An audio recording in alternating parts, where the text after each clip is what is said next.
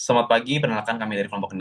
Hari ini kami akan mempresentasikan model pengambilan keputusan strategi pengembangan UMKM di Kelurahan Gebang, Surabaya, menggunakan metode analitik network proses atau ANP. Dengan saya, Artina Manu Christian, kemudian teman kami Farah Naila Ardini, lalu Torik Zaidan, dan terakhir Quina Ayoni Arzanio. Boleh di next. UMKM merupakan tulang punggung perekonomian di Indonesia, termasuk di Kelurahan Gebang yang memiliki ratusan pelaku usaha aktif di berbagai sektor seperti kuliner, perdagangan, jasa, dan usaha rumahan. Namun di balik potensi bisnis tersebut, pelaku usaha masih menghadapi 4 kendala utama yang mempengaruhi daya saing mereka. Keterbatasan akses permodalan, belum optimal pemanfaatan pasar dan teknologi digital, rendahnya kapasitas SDM dalam mengelola usaha, serta legalitas usaha yang belum merata di kalangan pelaku UMKM. Boleh di next.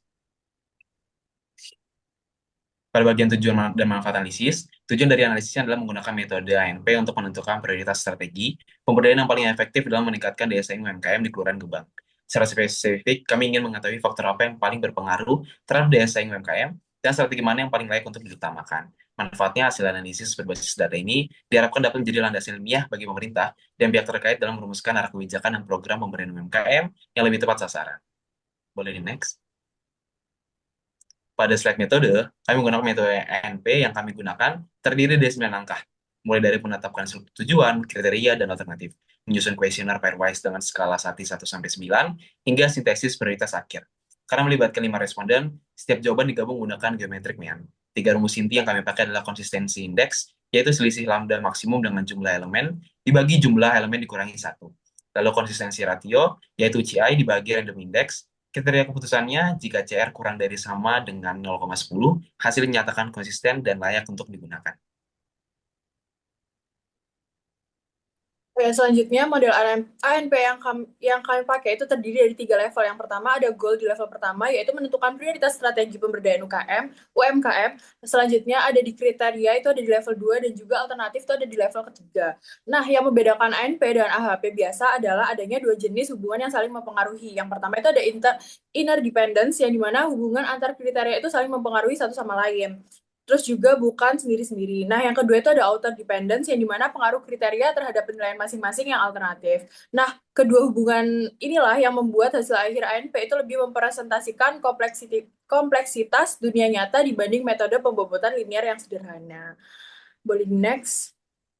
Nah, berdasarkan struktur tersebut, kami itu menetapkan 4 kriteria. Yang pertama, adanya kemudahan memperoleh modal usaha, yaitu kemampuan pelaku UMKM dalam mengakses pembiayaan atau juga kredit usaha. Nah, yang kedua itu adanya kemudahan memperoleh pasar dan juga teknologi digital. Itu mencakup pemanfaatan media sosial, marketplace, dan juga kris. Yang ketiga ada kapasitas SDM, yang dimana itu tuh kemampuan pemilik maupun karyawan dalam mengelola usaha secara efektif. Yang keempat ada dukungan pemerintah berupa kemudahan legalitas usaha seperti NIB dan juga akses program pembinaan. Nah, sementara 3 alternatif strategi yang kami bandingkan, ada yang pertama itu ada optimalisasi sentra wisata kuliner dan juga fasilitas fisik. Yang kedua ada digitalisasi dan juga pendampingan pemasaran online. Dan yang ketiga adanya penguatan legalitas usaha dan juga akses kredit lunak. Next. Oke, sekarang masuk ke hasil perhitungan. Jadi, syarat konsisten dalam ANP itu nilai CR harus kurang dari 0,10. Nah, dari 11 matriks yang sudah kami susun, itu mencakup 4 matriks inner dependence, 4 matriks outer dependence, dan 3 matriks feedback. Seluruhnya dinyatakan konsisten dengan nilai CR tertinggi hanya 0,036, yang artinya seluruh judgement dari 5 responden kami layak digunakan untuk tahap sintesis berikutnya. Nah, di sini bisa dilihat lebih rinci lagi, hasilnya cukup menarik pada aspek modal usaha dan dukungan pemerintah. Alternatif yang paling unggul secara konsisten adalah legalitas dan kredit lunak. Ini masuk akal karena legalitas usaha seperti NIB memang menjadi syarat administratif utama untuk mengakses pembiayaan formal dan program pemerintah. Kemudian, pada aspek pasar digital dan kapasitas SDM, yang paling dominan tuh di digitalisasi dan marketing online, yang artinya pelaku usaha menilai bahwa kemampuan menjangkau pasar dan mengelola usaha sangat dipengaruhi oleh seberapa aktif mereka manfaat teknologi digital. Nah, kemudian masuk ke hasil limit dari seluruh bobot lokal disintetis melalui limit matriks menunjukkan ranking global seperti berikut. Yang kemudahan pasar dan teknologi menempati posisi pertama diikuti modal usaha sebesar 16,35%. Lalu dukungan pemerintah 12,45% dan kapasitas SDM 12,39% di posisi akhir.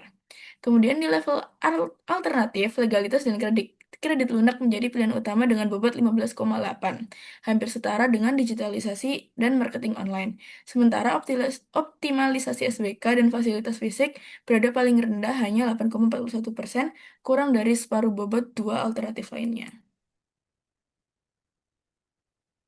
Nah, mengapa kemudahan pasar dan teknologi digital menjadi kriteria yang paling dominan? Hal ini berdasarkan wawancara dengan 5 responden kemarin, kami menemukan bahwa masalah utama UMKM di Kelurahan Gebang bukan semata keterbatasan fasilitas fisik, melainkan akses untuk menjangkau konsumen secara lebih luas. Artinya, sebagus apapun kualitas produk atau tempat usahanya, tanpa kemampuan menjangkau pasar secara digital, daya saing UMKM tetap akan tertinggal dibanding kompetitor yang lebih aktif secara online. Next. Nah, temuan ini relevan dengan 3 pilar studi pembangunan. Pertama, pembangunan ekonomi lokal melalui pasar digital. Kedua, perluasan kapabilitas melalui peningkatan SDM dan literasi digital. Dan ketiga, tata kelola inklusif melalui legalitas usaha dan kredit lunak. Ketiganya saling memperkuat. Next. Sebagai kesimpulan, seluruh 11 matriks dinyatakan konsisten sehingga hasil prioritas ini layak dijadikan dasar program. Bobot kriteria menunjukkan pasar digital di posisi teratas, sementara di level alternatif, legalitas kredit lunak dan digitalisasi marketing menjadi dua strategi yang paling diprioritaskan. Next. Nah, selanjutnya rekomendasi kami itu terbagi menjadi 3. Yang pertama ada digitalisasi dan juga marketing online sebagai program utama operasional. Yang kedua ada legalitas dan juga kredit lunak sebagai program pengungkit akses pembiayaan. Dan yang terakhir ada optimalisasi SWK sebagai program pendukung selektif yang bukan hanya fokus utama. Oke, berikut ini ada lampiran kami, yaitu ada dokumentasi pada saat kami pengambilan data dan juga ada link spreadsheet dari ANP kami. Nah, demikian presentasi dari kami. Kurang lebih mohon maaf. Wassalamualaikum warahmatullahi wabarakatuh. Terima kasih.